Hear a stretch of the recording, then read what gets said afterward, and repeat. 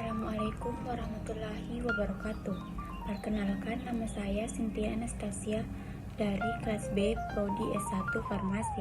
Di sini saya akan menjelaskan materi tentang sifat-sifat negara. Tidak ada warga masyarakat yang dapat mengecualikan diri dari pengaruh kekuasaan negara.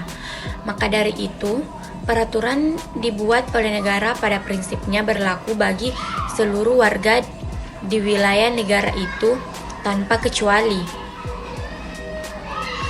Ketika peraturan sudah dibuat atau ditetapkan, semua orang dianggap tahu dan harus menaati peraturan tersebut. Di setiap negara memiliki sifat yang berbeda antara negara yang satu dengan negara yang lainnya. Sifat suatu negara bergantung pada landasan ideologi negara tersebut. Namun, ada beberapa sifat negara yang sama, yaitu sifat negara memaksa, sifat negara monopoli, dan sifat negara mencangkup semua.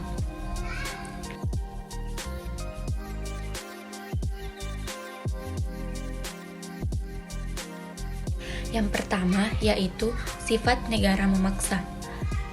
Sifat negara memaksa merupakan suatu badan yang mempunyai kekuasaan terhadap warga negaranya yang bersifat memaksa.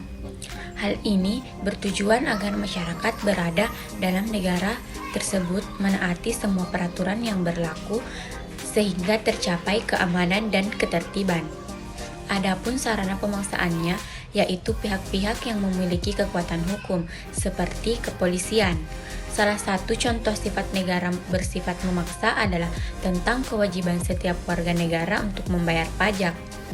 Dalam hal ini, jika seorang warga tidak mematuhi peraturan tersebut, akan mendapatkan sanksi, misalnya berupa denda atau penyitaan harta, bahkan hukuman di penjara.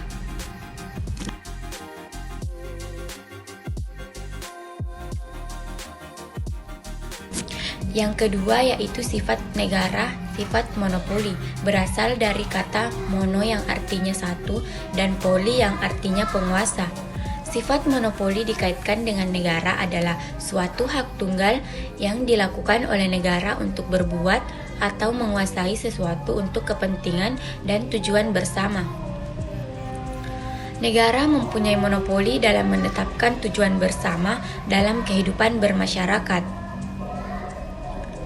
Dalam hal ini, negara mengatakan bahwa suatu aliran kepercayaan atau aliran politik tertentu dilarang hidup dan disebarluaskan karena dianggap bertentangan dengan tujuan masyarakat dan dapat membahayakan posisi suatu kekuasaan.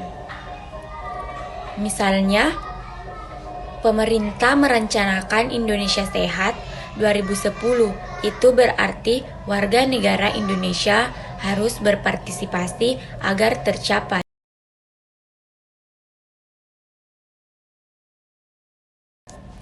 Sifat negara yang ketiga yaitu sifat menyeluruh atau mencangkup semua, yang artinya semua peraturan perundang-undangan berlaku bagi seluruh warga negara tanpa terkecuali. Sifat ini juga disebut dengan sifat totalitas. Hal ini dikarenakan menjadi warga negara bukan atas kemauan kita sendiri, namun berbeda dengan asosiasi dan organisasi lain yang keanggotaannya bersifat sukarela. Contoh penerapan sifat menyeluruh ini misalnya yaitu kewajiban membayar pajak.